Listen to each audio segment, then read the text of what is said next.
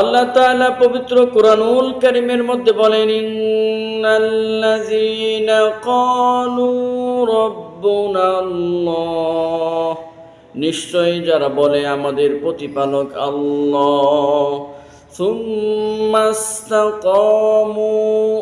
অতঃপর ইহার উপরে অটল অবিচল থাকে,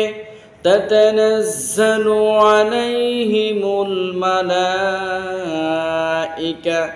তখন আসমান থেকে একদল ফেরেশতা অবতীর্ণ হয় তাদের জন্য এবং তাদেরকে বলে, আল্লাহ তাখাফু,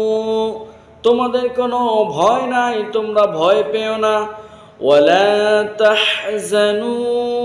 তোমাদের কোনো চিন্তা নাই, তোমরা চিন্তা করো না, চিন্তিত হয়ো না, ওয়া আবশিরু বিল জান্নাহ, বরং তোমরা জান্নাতের সুসংবাদ গ্রহণ করো, আল্লাতী কুনতুম তুআদুন, যার প্রতিশ্রুতি তোমাদেরকে দেওয়া হয়েছে সেটা গ্রহণ করো আর আনন্দিত হও। অত্র আয়াতে মহান আল্লাহ তাআলা তার প্রতি ঈমান আনয়ন করার পরে তার উপরে অটল এবং অবিচল থাকার জন্য নির্দেশ দিয়েছেন। অতএব বোঝা যায় মহান আল্লাহ রাব্বুল আলামিনকে আল্লাহ হিসাবে, প্রতিপালক হিসাবে মেনে সাক্ষী দিয়ে এই সাক্ষীর উপরে অটল আর অবিচল থাকতে পারলে সেই মানুষদের জন্য, সেই ঈমানদারদের জন্য আল্লাহ রাব্বুল আলামিন 3টা পুরস্কারের কথা বলেছেন। একটা পুরস্কার হচ্ছেন আল্লাহ পাক বলেন, আল্লাহ তাখাফু, তাদের কোনো ভয় নাই, তারা ভয় পাবে না,